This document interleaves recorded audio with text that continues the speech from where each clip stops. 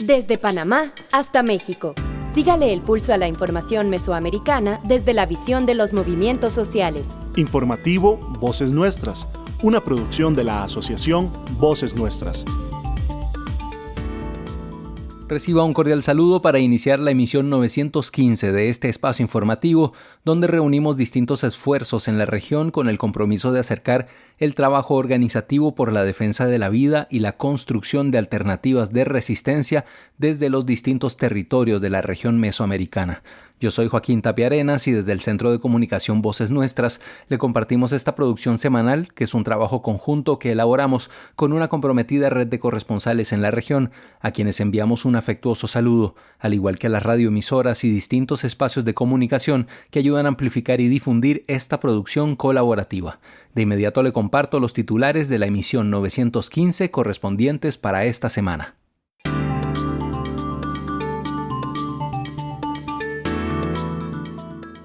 En Panamá, desempleo e informalidad, la otra cara de la realidad laboral.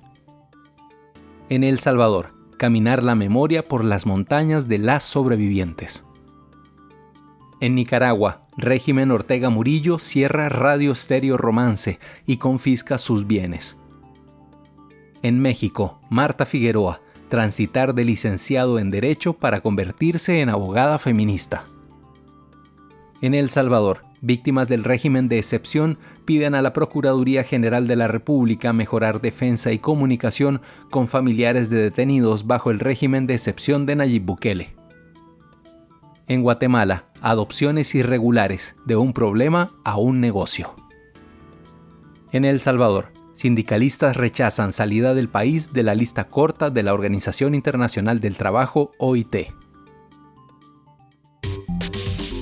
Con la visión de los movimientos sociales. Informativo Voces Nuestras. En Panamá. Mientras las autoridades panameñas destacan avances y promesas en materia laboral, miles de personas continúan enfrentando serios problemas en este asunto, ya que hay datos que reflejan el aumento en la tasa de desempleo y que casi la mitad de la población ocupada trabaja en condiciones de informalidad, sin estabilidad ni garantías laborales. El detalle con Dania Betsy Batista Guevara desde Radio Temblor Internacional. A pesar de que la ministra de Trabajo, Jacqueline Muñoz, ha dado declaraciones sobre el incremento de nuevas plazas de empleo, programas dirigidos a jóvenes para acceder a su primer trabajo y reuniones con la empresa privada para impulsar oportunidades laborales, la realidad que enfrenta gran parte de la población panameña parece ser distinta. Datos recientes del mercado laboral reflejan que la tasa de desempleo aumentó a un 10.4%, lo que representa más de 227,000 personas desocupadas en Panamá. Además, casi la mitad de la población ocupada, entre el 47.1% y el 49.3%, trabaja en condiciones de informalidad, sin estabilidad ni garantías laborales. Las cifras también evidencian una marcada desigualdad, ya que el desempleo afecta con mayor fuerza a las mujeres, con una tasa del 13.2% frente al 8.1% registrado en los hombres. Asimismo, la provincia más golpeada es Bocas del Toro, donde el desempleo prácticamente se duplicó tras la crisis vivida el año pasado en el sector bananero. Escuchemos declaraciones de Nelva Reyes, secretaria general del Sindicato de Educadores Democráticos de Panamá, SIED. Tenemos que señalar que el desempleo en Panamá, no sé, se dicen muchas cosas, pero que la hace el Ministerio de Trabajo. Sin embargo, nosotros tenemos que en el caso de las mujeres, tenemos cerca de 127,489 mujeres que están desempleadas. Pero dentro de esto tenemos que señalar que a niveles de la informalidad hay una cantidad considerable de mujeres que que están desempleadas o que viven de la economía informal. Esta informalidad a la cual, aducen, no es un trabajo, diríamos, considerado por la OIT como un trabajo decente, ya que no tiene un horario, no tiene los pagos de las prestaciones, como decimos, tercer mes, vacaciones, seguro social, que son puntos que es importante que las y los trabajadores tengamos, pues, ¿no? Para tener, según la OIT, un trabajo decente. En este sentido, hay más de 777,000 personas que viven de la economía informal, o sea, que viven en esas condiciones que ha establecido la OIT. Entonces, no es justo señalar que o decirle al país que ha ingresado o ha aumentado el empleo cuando eso realmente no es así.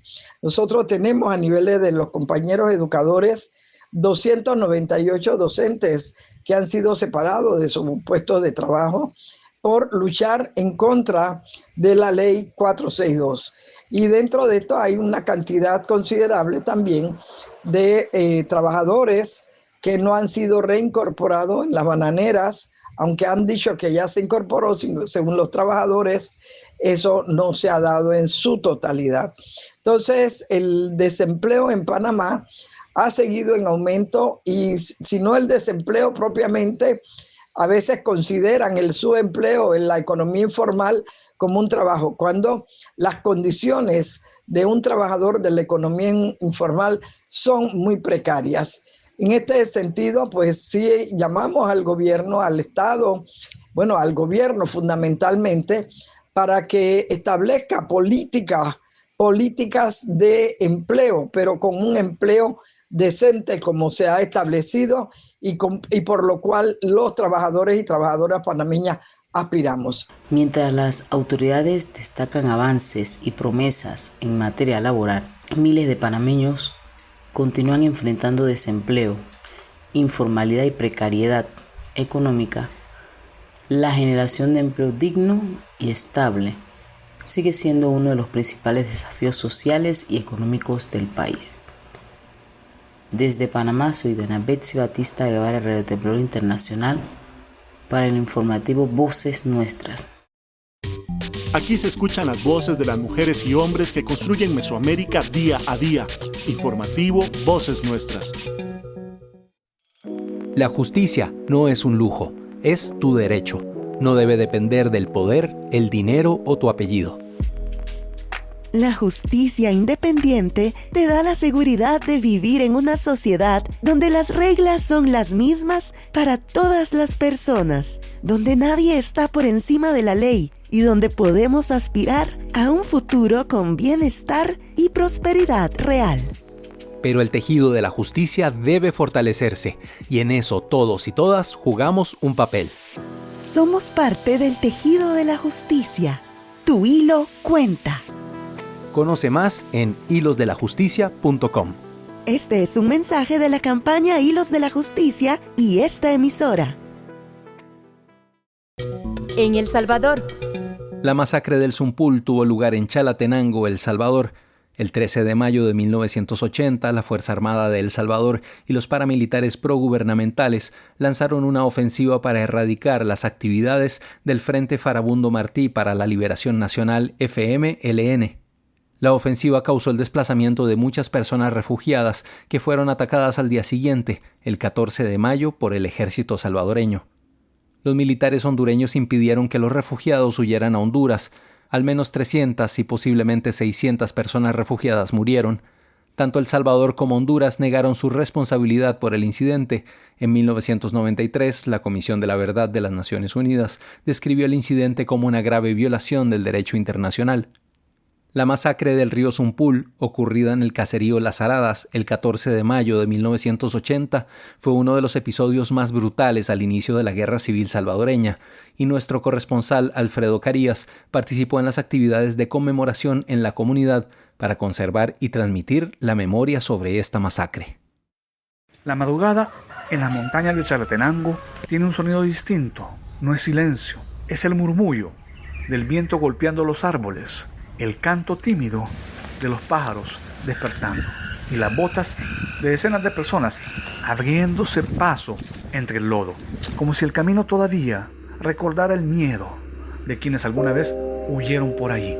Cada año, comunidades enteras vuelven a caminar hacia las Jaradas en la conmemoración de la masacre de Zumpul. Algunos parten desde el día anterior, caminan durante horas para repetir el trayecto de quienes escapaban del ejército en 1980. No lo hacen por deporte, lo hacen para que el olvido no gane. Estamos aquí en las Jaradas, lugar sagrado para nosotros porque alrededor de 650 víctimas fueron asesinadas en estos campos y otras fueron llevadas al río. En su afán de salvarse de ser asesinados, se tiraron al río, muchos no sabían nadar y la noche del 13 de mayo, había llovido mucho, 13 de mayo del 80. Estamos aquí para solidarizarnos con las víctimas, con las familias de los sobrevivientes. Yo solo he participado 2 veces y bastó eso para entender que aquella caminata no es únicamente una cobertura periodística, es una especie de ritual, una peregrinación donde el cuerpo termina entendiendo cosas que la historia escrita nunca logra explicar del todo. Porque en esas montañas uno aprende rápido que nadie se devuelve solo porque el camino se puso difícil.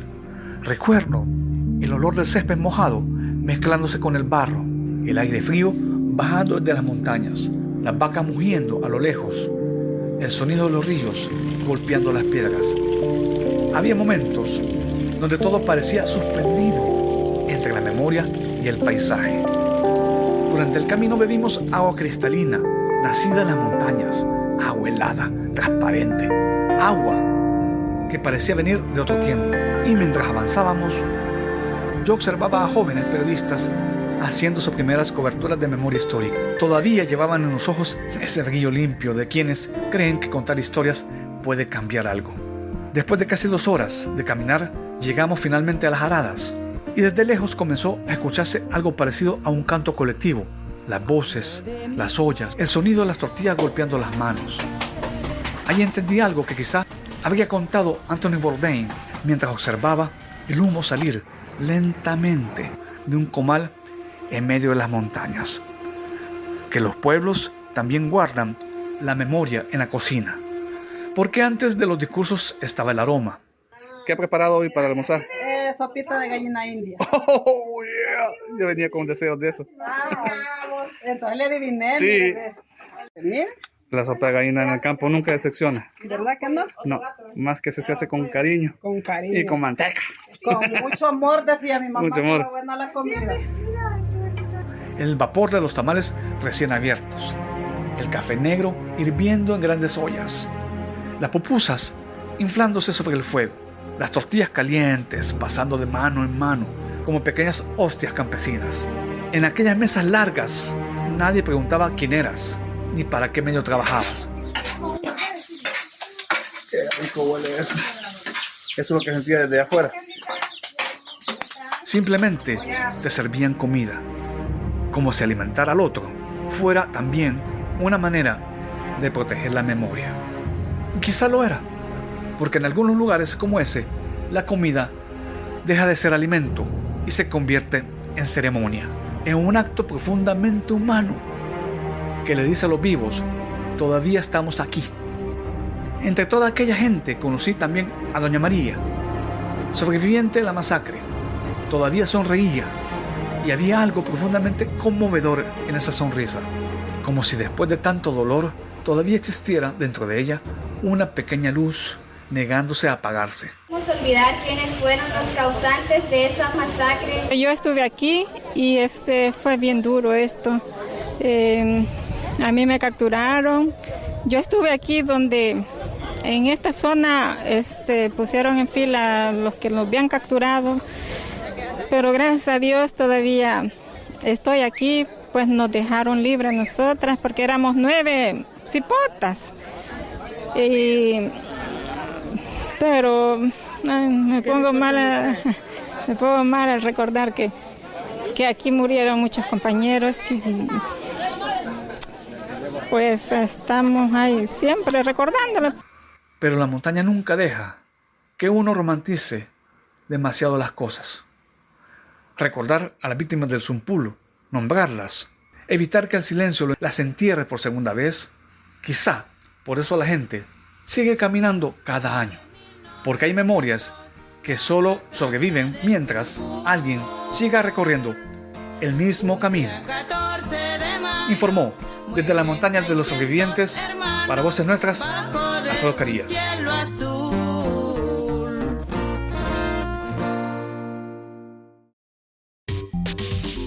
Con la visión de los movimientos sociales.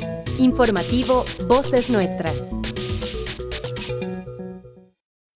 ¿Alguna vez has sentido que la justicia no es igual para todas las personas? Que depende de tener palancas, dinero o amistades poderosas e influyentes. No solo te pasa a ti, muchas personas lo sienten igual y con razón. Las noticias nos muestran historias en las cuales el sistema no siempre cumple. Pero, ¿y si te dijéramos que la justicia puede ser diferente? Que la justicia puede ser honesta y abierta, sin privilegios ni influencias de poder. Eso es lo que podemos tejer juntas y juntos. Con esta visión nació Hilos de la Justicia, una campaña de organizaciones de la sociedad civil, juezas, jueces y jóvenes de Centroamérica que creemos en una justicia independiente como base de las sociedades que queremos. Juntos tejemos desde nuestras acciones del día a día los hilos que fortalecen la justicia independiente. Porque la justicia no se limita a los juzgados. Tejamos una justicia que proteja y abrigue los derechos de todas las personas. ¿Te apuntas? Para más información, visite el sitio hilosdelajusticia.com. Esta campaña es posible gracias al Centro por la Justicia y el Derecho Internacional CEGIL, Fundación para el Debido Proceso DPLF, Plataforma Internacional contra la Impunidad, Programa JOTAI Actuando Juntas Guatemala, Federación Centroamericana de la Judicatura FECAJUD, Comisión Internacional de Juristas y esta emisora. En Nicaragua. El director de Radio Estéreo Romance, Francisco Gadea, denunció desde el exilio el cierre y confiscación del medio de comunicación que operaba con 2 frecuencias en el sureño departamento de Carazo y que cubría con su programación informativa otros 3 departamentos del sur y oriente de Nicaragua. Gadea explicó mediante un comunicado que pese a estar al día con los impuestos, el régimen a través del ente regulador de los medios de comunicación Telcor envió a sus agentes a cerrar la radio y confiscar los bienes sin darles ninguna explicación. El director agregó que tenían pendiente solo entregar un documento a Telcor, pero el cual dependía de otras instituciones estatales, lo que al parecer lo atrasaron para provocar el incumplimiento y así justificar el cierre arbitrario de la radio. La Radio Estéreo Romance tenía una gran presencia en la zona, con una programación variada, informativa y musical desde hace 35 años, pero incluso para evitar represalias dejaron de informar sobre derechos humanos. Sin embargo, fueron víctimas del abuso y la censura a la libertad de expresión por parte del gobierno de Nicaragua. Nayel Martínez, de la Organización Periodistas y Comunicadores de Nicaragua, PECIN, que opera desde el exilio, denunció el cierre de la radio por parte del régimen de Ortega y Murillo. Radio Estéreo Romance es una radio local y que transmitía no solo para el departamento de Carazo, sino también para departamentos cercanos como Masaya y Granada y Rivas, es decir, la 4ª región del país. Es un medio local que se apaga, que el régimen lo silencia. Ellos ya no cubrían noticias de política ni de derechos humanos como en algunos años lo hicieron, esto por siempre la censura y el cerco que asfixia, digamos, que el régimen le pone a los medios independientes. Ellos hacían coberturas de noticias locales y departamentales, pero aún así el régimen pues los cayó y sabemos que desde el 8 de mayo le cerraron la oficina y confiscaron los equipos de transmisión. Es una grave afrenta a la libertad de expresión, a la libertad de prensa en el país, que sabemos pues que está mermada. Y recientemente Reporteros Sin Fronteras pues, confirma lo que ya sabemos, que el peor país para ejercer periodismo, no solo en Centroamérica, sino también en Latinoamérica, es Nicaragua. Sí, nosotros hace unos días publicamos esto es un trabajo que realiza el observatorio que tiene PECIN, que documenta todas las agresiones a periodistas, medios de comunicación independientes, que como sabemos, pues la mayoría, casi todos, están operando desde el exilio. Pero aunque se esté operando desde el exilio, las amenazas y la represión no cesan. Porque en este informe, digamos, que el periodo que se estudió fue del 1 de enero de 2025 hasta el 15 de marzo de este año. Y nos damos cuenta que es algo nuevo, que no se había documentado, que fueron 47 agresiones en este periodo, pero 1 de cada 4 de estas agresiones ocurrió en el extranjero. Entonces, ese es un dato que a nosotros pues, nos llamó mucho la atención y que hace que suenen las alarmas, que aunque los periodistas y las periodistas estemos en el exilio, todavía no estamos completamente seguros. Y todo esto comenzó no ahorita, sino desde el año pasado, cuando, digamos, por ejemplo, a los medios independientes, pues les quitaron el .com.ni. Entonces, desde ahí, el régimen pues viene asfixiando a los medios de comunicación independientes. Y ahora estas agresiones, también otro dato que encontramos es que más de la mitad de las víctimas son mujeres periodistas y que la mayoría de estas agresiones son amenazas e intimidación. O sea, que aunque estés fuera del país, el régimen lo que hace es amenazarte con tu familia, con tu hijo, con tu mamá, con tu papá. Entonces, es una situación crítica para el periodismo nicaragüense. Desde 2018 a la fecha, el régimen de Ortega y Murillo ha cerrado 61 medios de comunicación, a quienes también les han robado sus bienes, y al menos 309 periodistas nicaragüenses se encuentran en el exilio ante amenazas de encarcelamiento, según ha documentado Periodistas y Comunicadores de Nicaragua, PECIN. Aquí se escuchan las voces de las mujeres y hombres que construyen Mesoamérica día a día. Informativo Voces Nuestras. Garantizar la atención médica a todas las personas es una de las obligaciones del Estado. Esta debe cumplirse independientemente de la situación migratoria de quienes requieran estos cuidados. Los servicios de salud deben ser accesibles y aceptables. Deben contemplar la diversidad cultural de las personas en situación de movilidad humana, respetando sus creencias, idioma y demás factores que pudieran devenir en situaciones discriminatorias. Los estados están obligados a garantizar la disponibilidad y accesibilidad a campañas de salud pública, tomando en cuenta, además, las condiciones de los procesos de movilidad y la vulnerabilidad a contagios que existen en ellos.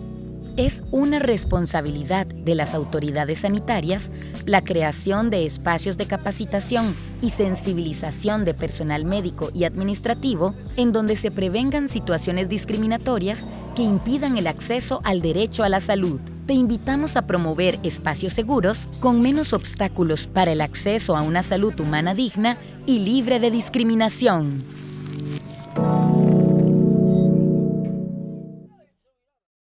En México, Marta Figueroa Mier se presentaba como licenciado en Derecho, hasta que se reconoció como abogada feminista.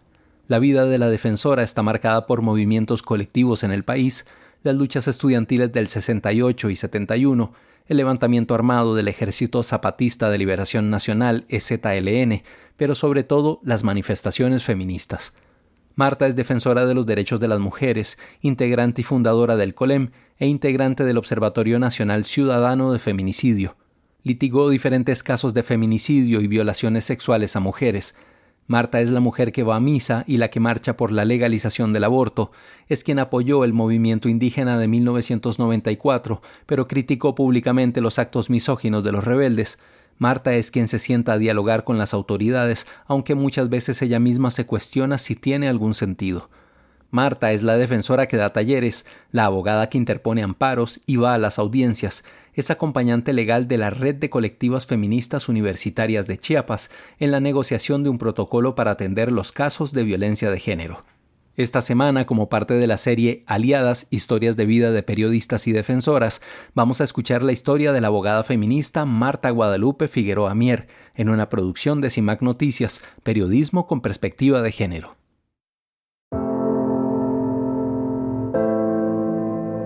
Yo soy Marta Guadalupe Figueroa Mier, soy licenciada en Derecho desde 1977, soy defensora de derechos humanos, vivo en Chiapas desde el 82. Mi madre se casó con un trabajador de una empresa que existió hace muchos años que se llamaba Chaparritas El Naranjo. Esa empresa empezó literalmente en la bodega de la casa de mi abuelo en la colonia Algarín, pero ahí mi mamá y mi papá se conocieron. Mi abuelo está muy triste porque mi mamá se casó con un mexicano que ganaba 5 pesos y se gastaba 10. Yo hice, como les contaba, yo hice la carrera de Derecho, entré a trabajar en este medio trabajé en el Consejo Tutelar, en el Centro Médico para Reclusorios de Ciudad de México. Pero ¿cómo llego yo a todo esto del feminismo? Pues es muy larga la historia, pero en corto tuve que seguir trabajando, reclusorios, era agotante emocional y físicamente, eran horarios de 24 horas por 48. Yo dije, no aguanto esto, quiero seguir estudiando, me costaba la escuela y empecé a litigar. Había todo un problema de violencia sexual a mujeres en San Cristóbal y las mujeres se habían organizado del Refugio Guatemalteco, que había creado un taller que se llama Taller Ancetic en el 88 y me invitan en el 89 a una plática que daba otra señora que yo conocía, que se llama Marta Nandayapa, para explicar qué era eso del delito de violación y por qué en Chiapas no detenían a los violadores. Pero me encuentro con un movimiento de mujeres y algunas eran y se decían feministas y algunas eran visiblemente lesbianas. Entonces, con todos los prejuicios y todo ese rollo, el tema de la violación, entré en él aquí en San Cristóbal con todos los temas que hoy se siguen dando. Habían violado a una chica lesbiana para curarla. Habían violado tumultuariamente a otra compañera que trabaja en una de las primeras organizaciones civiles de aquí de Chiapas. Cuando ya éramos grupo de mujeres y cuando ya éramos Colem, porque así nos decían, Colem. ¿Qué es eso de Colem? Esas, las libres, esas, las sueltas, esas sin marido. Colem respondía a esa voz. Colem era la palabra que significaba en celtal sueltas y en tzotzil libres. Pero ahí sí entendí yo que había que litigar y finalmente el representante de la víctima era el Ministerio Público. Nos cayó uno de los temas bases del feminismo, y digo nos cayó porque no lo habíamos pensado. Agencias especiales de delitos sexuales y también los primeros centros de atención a víctimas de violencia. Desde ahí cambiar las cosas. Yo sí entendí, más allá de lo que una mujer puede cambiar el mundo, su circunstancia, puede cambiarlo, y que si está con otras es más fuerte. No me veo aquí sin esta participación, a lo mejor medio irresponsable, o sin una conciencia plena, o sin un plan del 68 que me enseñó que sí se podía, pero que no fui capaz de concientizarlo hasta el 71. Entender cómo las necesidades y la familia por la que dice que uno lucha tiene que hacerse real en ciertos momentos, y que primero, como dicen, está sembrar papas y luego darle contenido ideológico. Y pero que incluso en ese trabajo, y que si hay un movimiento que haga eco, que pueda cambiar la cultura, en donde nos podamos seguir indignando, en donde podamos seguir siendo rebeldes. Es decir, cuando veo todavía los casos que tengo pendientes y que no puedo dejar, que uno fue un escalón para otra cosa y ahora no me puedo bajar de la escalera por el tubo de los bomberos, que para salirme de donde estoy tengo que bajar por la escalera por donde subí. Son las que me tienen hoy aquí. Hoy me he vuelto a redefinir. Hoy yo sé que soy una defensora, así en femenino, de los derechos de las humanas. Es mi opción, son mis principios, pero es el único camino que yo sé que aprendo, porque desde ahí aprendí que sí se puede.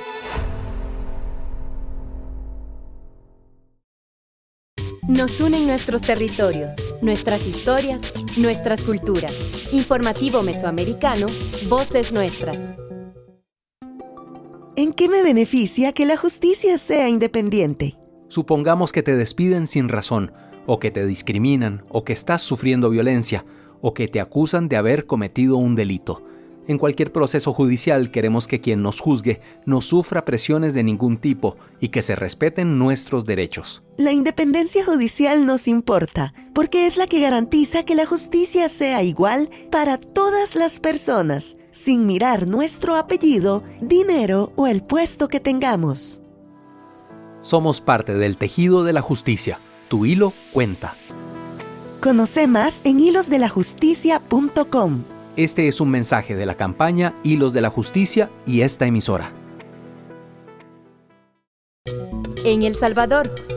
El Movimiento de Víctimas del Régimen de Excepción, MOVIR, presentó un escrito dirigido al titular de la Procuraduría General de la República, René Escobar, para exigir información sobre las personas detenidas bajo el régimen de excepción y solicitar mejor atención para las familias afectadas. Samuel Ramírez, del Movimiento de Víctimas del Régimen, MOVIR, indicó que hay familias cuyos hijos han sido procesados sin que se les notifique. Señaló que los defensores públicos no brindan información a los familiares sobre los procesos judiciales e incluso han cambiado abogados en algunos casos sin notificación previa. Hay juicios que ya se realizaron y no le avisaron a la familia no se preparó con testigos para poder comprobar la inocencia de las personas en los juicios. Y eso se está repitiendo cada vez que hay un juicio famoso, esos juicios masivos que se están realizando. Entonces, queremos que la Procuraduría haga cumplir su función, que es defender a las personas que no tienen cómo pagar un abogado privado. Esa es la función de la Procuraduría General de la República. Y ahora, pues, hemos visto que las familias andan rebotando para arriba y para abajo, los abogados no les dan información, han cambiado abogados defensores, no se les informa a la familia. El abogado Félix López señaló que en las audiencias públicas masivas no se han tomado en cuenta las pruebas de descargo presentadas por la defensa en los casos del régimen de excepción. Además, indicó que se han utilizado como prueba condenatoria las declaraciones de un testigo criteriado. Por ello piden que los juicios sean individualizados. Esas son las situaciones, así en términos generales, que se están enfrentando los privados de libertad que están dentro del régimen de excepción. Es lamentable, recién ha pasado el Día de las Madres, y saber que en El Salvador la realidad es que hay miles de madres con esa incertidumbre constante que no sabe si su hijo vive o ya no vive, porque hablan de reserva, hablan que no dan información y aquí lo evidencian las compañeras. No sabemos si nuestros hijos aún están con vida, ¿verdad? Tenemos que atenernos a lo que ellos nos dicen, pero no nos consta eso, en cuanto que han habido muchos casos que ponen en evidencia que las personas ya fallecieron, los privados de libertad ya fallecieron y siguen recibiendo paquetes que se les llevan. Una madre que acompaña al Movimiento de Víctimas del Régimen, MOVIR, espera ser escuchada. Su hijo fue detenido en 2022. Inicialmente le informaron que permanecería detenido 3 meses mientras se investigaba su caso, pero a la fecha continúa privado de libertad. Está recluido en la ex cárcel de mujeres y que gracias a una persona que prefirió mantener en reserva su identidad, pudo enterarse de que su hijo sufre desnutrición y que no se le están entregando los paquetes que envía al centro penitenciario. MOVIR también denuncia la existencia de una campaña de desprestigio contra las madres de los detenidos.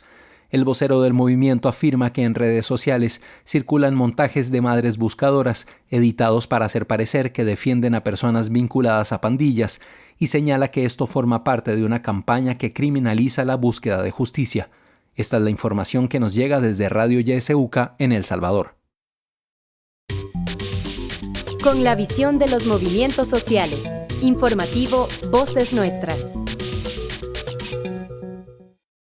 Según datos del 2022 de la Encuesta Nacional de Uso del Tiempo, realizada por el Instituto Nacional de Estadística y Censos, las mujeres en Costa Rica dedican el doble de horas que los hombres a los cuidados y al trabajo doméstico no remunerado. Esto limita su autonomía y oportunidades de estudio y trabajo. La igualdad empieza en casa. Redistribuyamos las labores del hogar. Nos queremos libres, felices y sin miedo.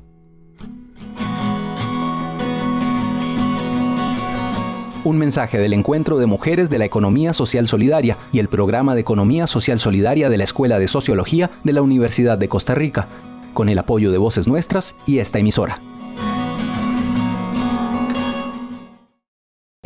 En Guatemala. Expertos de la ONU denunciaron un posible sistema de adopciones ilegales internacionales y del cual habría afectado al menos a 80 niños indígenas en Guatemala en el año 1982, tras su paso por el hogar temporal Elisa Martínez. Los menores habrían sido previamente víctimas de secuestro y desaparición forzada, lo que sitúa el caso en el marco de graves violaciones a los derechos humanos durante el periodo de guerra. Asimismo, el antropólogo José Roberto Paz Gularte mencionó en un programa de opinión que las adopciones infantiles surgen en un primer momento de ir colocando a estos niños que habían quedado huérfanos en la guerra y posteriormente pasan a ser de un problema a un negocio. El tema reabre una herida social profunda. Cientos de personas continúan buscando su identidad y sus familias, mientras crece la presión nacional e internacional para esclarecer lo ocurrido, ya que este informe incluye a la fiscal general Consuelo Porras y muchos funcionarios públicos.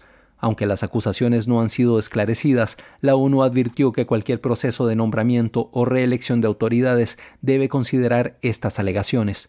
El 5 de junio de 1981, durante la dictadura militar de Fernando Romeo Lucas García, en tiempos de la guerra, Judith Marlene Gularte fue secuestrada y desaparecida mientras estaba en el 7º mes de gestación. El hijo de Marlene ha realizado una investigación. La nota con el corresponsal Herbert Reyes desde Guatemala.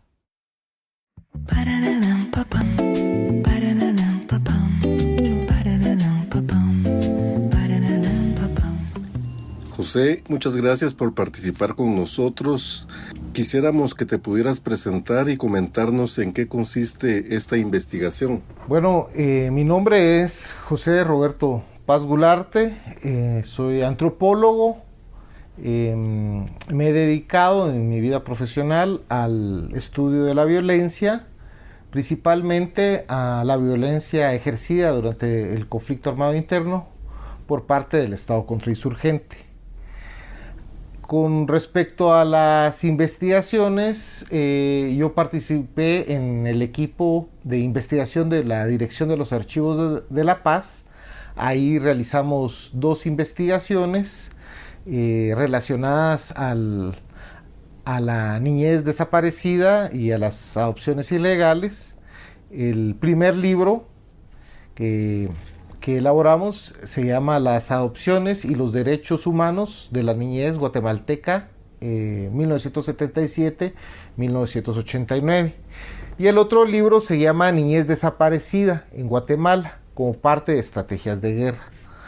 Estos 2 documentos, principalmente el primero, pues describen cómo se fue dando las adopciones de forma irregular, cómo los procesos de adopción pues eran anómalos, ya que había mucha documentación que se perdía entre los expedientes. Esta investigación tomó como base los archivos de la Secretaría de Bienestar Social, que es donde se va describiendo cómo, bueno, en esta secretaría es la secretaría que está encargada en dar en adopciones a los niños, y sus archivos pues muestran cómo es que se da ese proceso. En estas investigaciones que realizamos, pues fuimos viendo cómo el proceso administrativo, jurídico que se llevaba a partir de darlo a los niños de adopción, pues habían expedientes que les faltaban documentos, o que aparecían documentos irregulares, o que se perdían datos importantes que posteriormente ya no se registraban, pues dando lugar a que esas adopciones no eran adopciones totalmente legítimas, sino que mostraban vicios que pues hacían que estas adopciones fueran irregulares y por lo tanto ilegales. ¿Qué buscan ustedes como familiares ante la justicia? Lo que nosotros buscamos como familiares es principalmente conocer la verdad. Queremos saber qué fue de nuestros familiares. En mi caso, quiero saber qué fue de mi mamá y de su hijo o hija, ¿verdad? Nosotros queremos saber qué fue de ellos. No sabemos si mi hermano o hermana nació, o si está viva o vivo, si está muerto, si fue dado en adopción. Queremos saber la verdad. Creo que nosotros tenemos el derecho de conocer, de saber, y al mismo tiempo también de saber quiénes fueron los responsables, quiénes se beneficiaron con esto, quién dio la orden de desaparición forzada, o en dado caso quién dio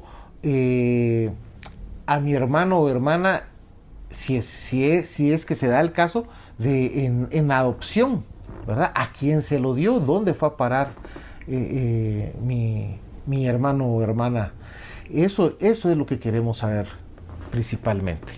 Когда все валится из рук, и мир опасен и непрост, включаю громче этот звук и поднимаюсь в полный рост.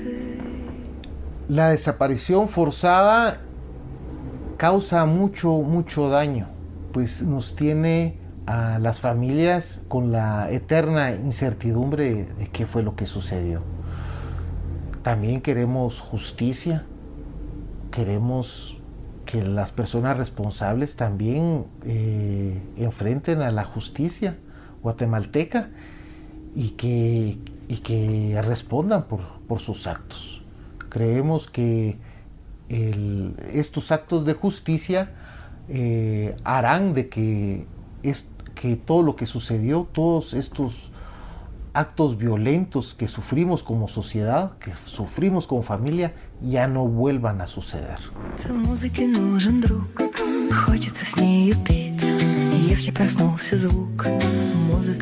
José, mira, ¿y cómo se pueden contactar con ustedes para ofrecer información, familiares, testigos que conozcan de este caso?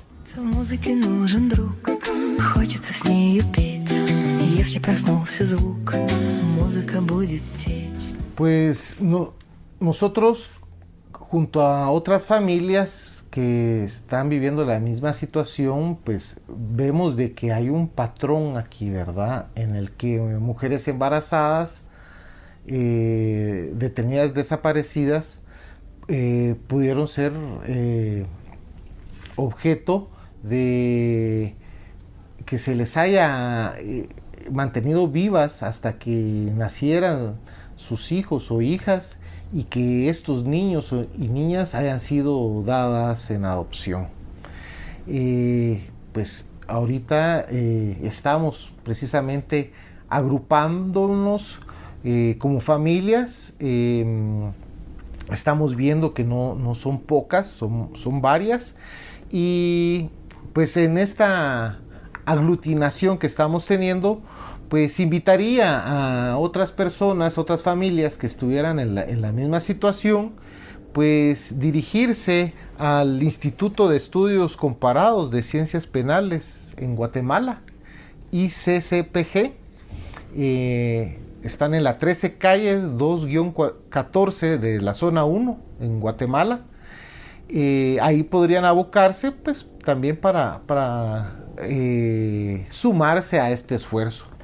O también pueden llamar al teléfono 2463-2323, también del instituto, y donde ustedes pueden hacer este contacto y pues platicar para poder sumarnos, ¿verdad? Y hacer más grande nuestra voz con respecto a conocer, ¿verdad?, al derecho de conocer qué fue de nuestros seres queridos.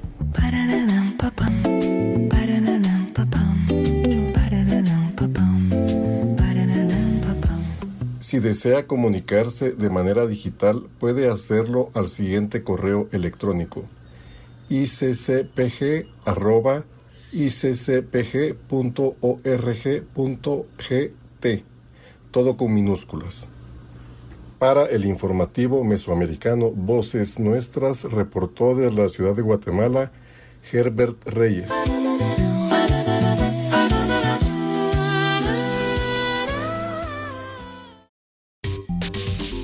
Con la visión de los movimientos sociales.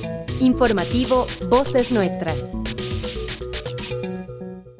El derecho a la educación es tan importante que se le otorga un objetivo: garantizar el pleno desarrollo de la personalidad humana. El acceso a la educación es un medio indispensable para que las personas en situación de movilidad humana puedan realizar otros derechos humanos. Según los criterios de disponibilidad y accesibilidad, los estados son responsables por garantizar la existencia de programas educativos que sean accesibles para todas las personas. Existen múltiples barreras para que las personas en situación de movilidad humana puedan ejercer este derecho. Entre ellas, la falta de documentos apostillados o registros de nacimiento necesarios para su inscripción, dificultad para presentar requisitos que permitan validar sus años de estudios. Ambas suelen estar relacionadas con que los gobiernos de origen de estas personas son los perpetradores de la violencia y la persecución que los obliga a huir. Garantizar la disponibilidad y acceso a una educación de calidad es obligación de los estados, así como crear espacios para la integración en un sistema educativo libre de violencias. Te invitamos a hacer la diferencia promoviendo y exigiendo políticas públicas que protejan el derecho a la educación de las personas en situación de movilidad humana. En El Salvador. La Mesa Permanente por la Justicia Laboral rechazó las recientes declaraciones del ministro de Trabajo, Rolando Castro, sobre un posible avance para sacar a El Salvador de la lista corta de supervisión de la Organización Internacional del Trabajo, OIT. Las organizaciones consideran que aún no existen condiciones para retirar esa vigilancia internacional. El pasado 1 de mayo, el ministro de Trabajo sostuvo en conferencia de prensa que el país estaba a punto de quedar fuera de la lista corta y aseguró que El Salvador podría convertirse, por primera vez en la historia, en un país fuera de estos mecanismos de observación internacional. Ante estas declaraciones, organizaciones sindicales y sociales señalaron que en el país persisten despidos arbitrarios, restricciones a la libertad sindical y prácticas antisindicales, principalmente en instituciones públicas y sectores organizados. Wilfredo Berríos, del Frente Sindical Salvadoreño, rechazó las declaraciones del ministro y el respaldo brindado por la Asociación Nacional de la Empresa Privada, ANEP.